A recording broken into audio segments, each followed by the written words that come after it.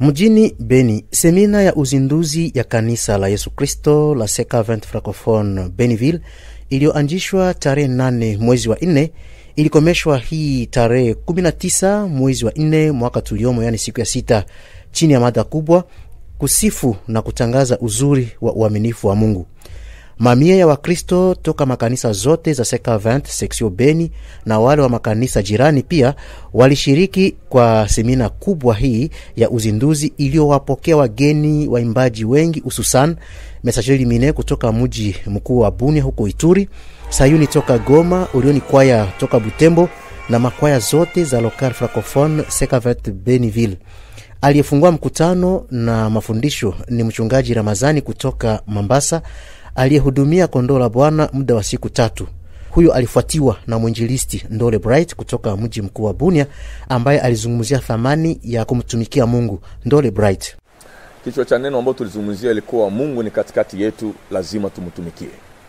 Alafu ni ndani yake tulizungumza tukisema ya kwamba hautaweza kuanza kutumikia Mungu kama Mungu hajakuita kwanza.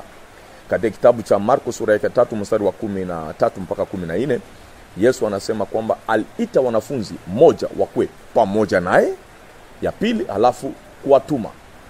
Mungu hataweza kukutuma kwenda kumtumikia kama hajakuita kwanza.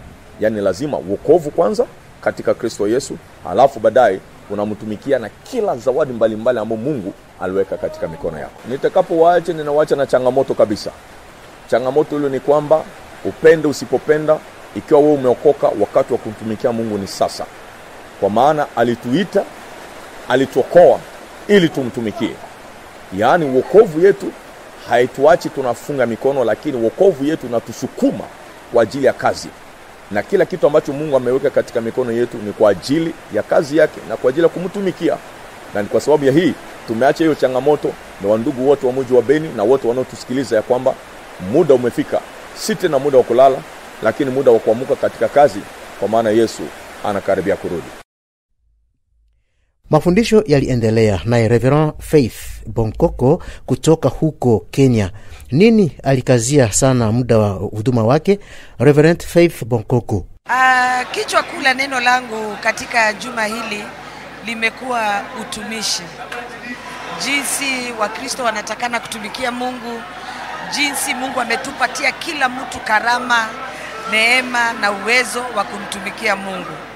Na pia nimekuwa na mkutano ya kuhamasisha ama kutia wamama moyo kuhusu utumishi, na nimekuwa pia na mkutano ya makuple ya wachungaji na kuple wengine wote, kuwakumbusha umuhimu wa ndoa, kwa sababu marriage ama unyumba ni mfano wa Kristo na kanisa.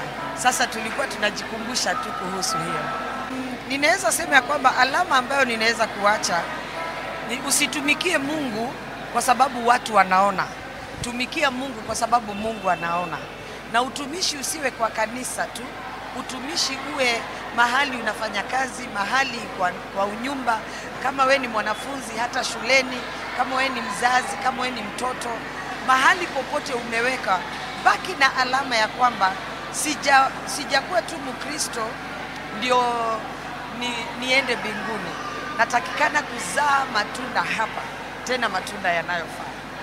Vijana, ningependa kuambia tumia ujana wako kwa Mungu, kwa sababu kila mtu atatoa hesabu ya chenye Mungu alimpatia.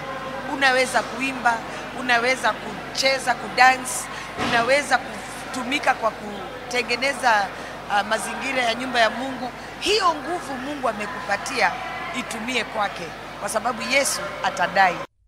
Na aliyemalizia mkutano huo kubwa wa semina alikuwa ni Reverend Pastor James Biensi kutoka mji wa Bunia. Mchungaji James Biensi alikazia sana mafundisho kuhusu kazi ya maendeleo kanisani. Reverend James Biensi: kwa siku hizi 3 nimeongelea zaidi kumtumikia Mungu na kujitumikia. Kwa vile unavyojua, kumtumikia Mungu tulitaka tufahamishe watu si kazi tunayofanya kanisani kwanza tu, lakini ni uhusiano tunao na Mungu. Kwa sababu Bwana anasema anachoomba kwetu ni kumwogopa, kumpenda na kumtumikia. So hii ni jambo la kwanza. Tuwe na uhusiano mzuri na Mungu, na ule uhusiano tuwe nao pia na wengine watu, tukiwatumikia sasa katika uimbaji, kuwasaidia wafungwa na yale mambo yote, ni ile kumtumikia Mungu. Sasa jambo la pili tumezungumzia ni kutumika kazi ya maisha. Lazima mtu afahamu ya kwamba kwa kuishi inaomba atumike kazi. Na kazi, Mungu yeye mwenyewe ni mfanyakazi par excellence. Sasa sisi lazima tujifunze kupenda kazi na kutumika kazi. Na jambo la tatu nimezungumzia sasa, tukisema kazi mara nyingi tunafikiria ni kuandika barua na kwenda kutafuta kazi huku na kule. Hakuna kazi ya kutosha kwa wakongomani wote ama watu wa Beni wote. Lazima sasa kila mmoja wetu aunde kazi, ndio yenye tunazungumzia entrepreneuria. Na entrepreneuria ni kutumizia akili na opportunity tunazoona na problem tunazokuwa nazo, tunaziresoudre na tunapata suluhisho na tunapata pesa. So ni yale mambo makubwa yenye nimezungumzia kwa siku hizi tatu. Na pili nikizani ni mafundisho yenye tulipata toka kwa wamisionari. Unajua wamisionari walitutesa, walitujengea makanisa, utakuja watakupatia Biblia, wanakushindisha kanisani, yeye ana pesa yenye anapata toka kwao kwa kusutenir presence yake hapa. Lakini wewe na mimi hatuna pesa zenye tunapata.